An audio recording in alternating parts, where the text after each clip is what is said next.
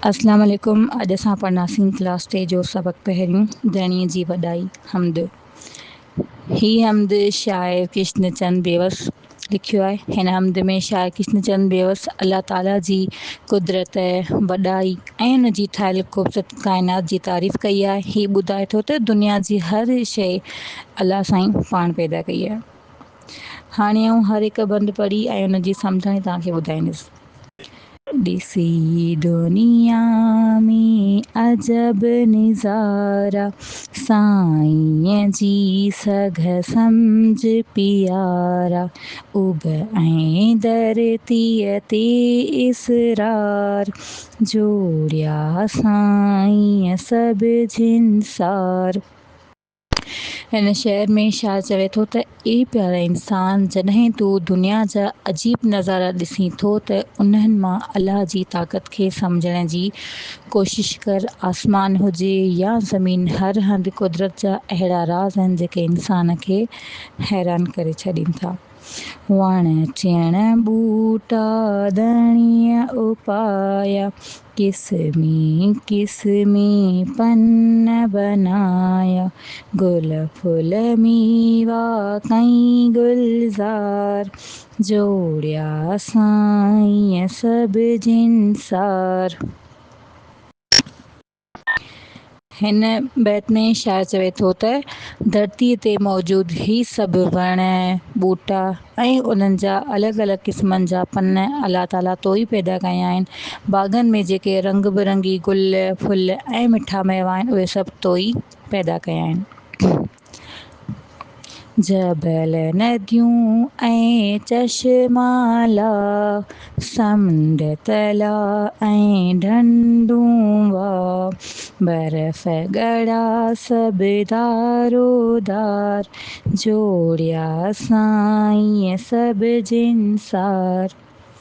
हिन शहर में शाइर चवे थो त दुनिया जा वॾा जबल, वहंदड़ नदियूं, पाणीअ जा चश्मा, वॾा समुंड, तलाउ ऐं नंढियूं नदियूं ॾिसी अकुलु हैरान थी वेंदो आहे। जबलनि ते पवंदड़ बर्फ़ ऐं अलॻि अलॻि ॿेला बि उन सचे साईं जोड़िया आहिनि।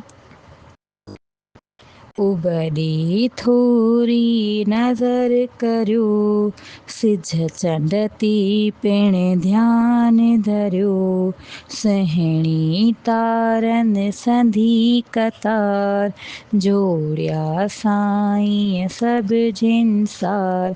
हिन बैत में शाइर चवे थो त जेकॾहिं असां आसमान ॾांहुं थोरी नज़र कंदासीं त उते चमकंदड़ सिज ऐं चंड नज़र अचनि था। राति जो जेका तारनि जी सुहिणी कतार आसमान ते चमकंदी आहे, उहा उन मालिक जी हिकमत आहे।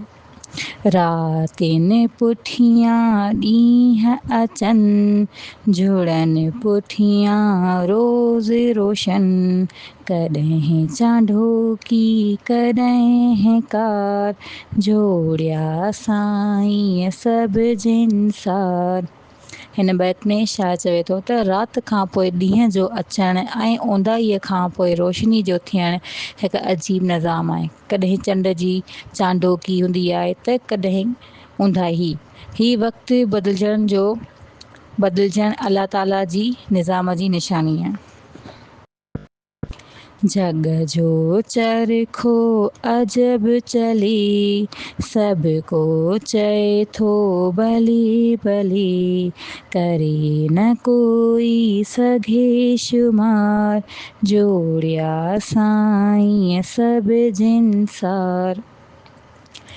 हिन बैत में शाइर चवे थो त हिन सॼी दुनिया जो निज़ाम ॾाढो अजीब तरीक़े सां हली रहियो आहे। हर को पंहिंजी अकुल सां केतिरी ॻाल्हियूं करे थो, पर हक़ीक़त इहा आहे त मालिक जी नेमतुनि ऐं निशाननि खे को बि इंसान ॻणे नथो सघे। हिन हमद मां असांखे हिकु इहो सबक़ मिले थो त असांखे इहा सुञाणप मिले थी त हिन सॼी काइनात जो हिकु ई मालिक आहे, जंहिं पंहिंजी अज़ीम कुदरत सां ही दुनिया जोड़ी आहे।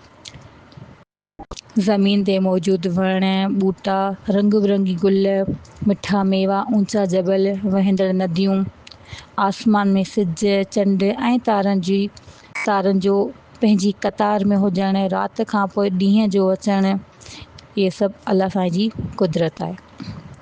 इंसान चाहे केतिरी बि कोशिशि करे पर हू मालिक जी नेमतुनि ऐं उन जी कुदरती निशाननि खे कॾहिं बि ॻणे नथो सघे। असांखे हर हाल में पंहिंजे अल्लाह साईंअ जो शुक्र अदा करणु घुरिजे। जज़ाकल्ला।